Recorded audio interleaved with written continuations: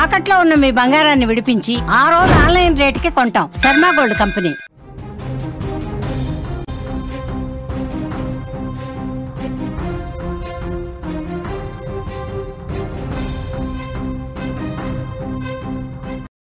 గోదావరి శాంతిస్తోంది. భద్రాచలంలో గోదావరి నీటి మట్టం కూడా తగ్గినట్లుగా మనకి తెలుస్తోంది. ప్రమాద హెచ్చరికలు ఉపసంహరణ చేసుకున్నారు, ఊపిరి పీల్చుకున్నారు లోతట్టు ప్రాంత వాసులందరూ కూడా. 41 అడుగుల వద్ద గోదావరి ప్రవహిస్తోంది.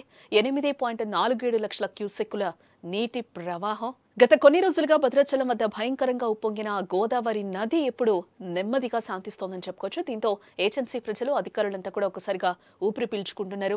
ఎగువ నుంచి భారీగా వచ్చిన వరద నీటితో గత కొన్ని రోజులుగా గోదావరి భయపెట్టిందని చెప్పుకోవచ్చు.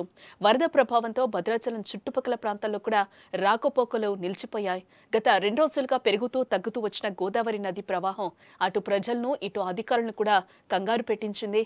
ఆదివారం ఉదయం నుంచి కూడా నీటి మట్టం క్రమంగా పెరిగి ఉదయం 9 గంటల సమయంలో ఏకంగా 48 అడుగులకు చేరుకుంది. దీంతో అధికారులు అప్రమత్తమై రెండో ప్రమాద హెచ్చరికను జారీ చేశారు. అయితే ఆ తర్వాత 4 గంటల పాటు గోదావరి నీటి మట్టం అదే స్థాయిలో నిలకడగా ఉందని కూడా ఇక్కడ మనం చెప్పుకోవచ్చు. నెమ్మదిగా తగ్గుతున్న గోదావరి సోమవారం రాత్రి 7:37 సమయంలో 42.90 అడుగులకు చేరుకుంది. దీంతో అధికారులు మొదటి ప్రమాద హెచ్చరికను కూడా ఉపసంహరించుకున్నట్లుగా తెలుస్తోంది. ఈ నిర్ణయంతో 3 రోజులుగా నిలిచిపోయిన భద్రాచలం, చర్ల మధ్య రాకపోకలు మళ్లీ ప్రారంభమయ్యాయని చెప్పుకోవచ్చు. అలాగే ఏజెన్సీలోని పలు గ్రామాలకు వెళ్లే మార్గాల్లో కూడా ట్రాఫిక్ పునరుద్ధరణ జరిగింది. ప్రస్తుతం గోదావరి నది 41 అడుగుల వద్ద ప్రవహిస్తున్నట్లు కూడా అధికారులు చెప్తున్నారు. ప్రస్తుతం వరద ప్రవాహం 8,47,533 క్యూసెక్కులుగా ఉంది.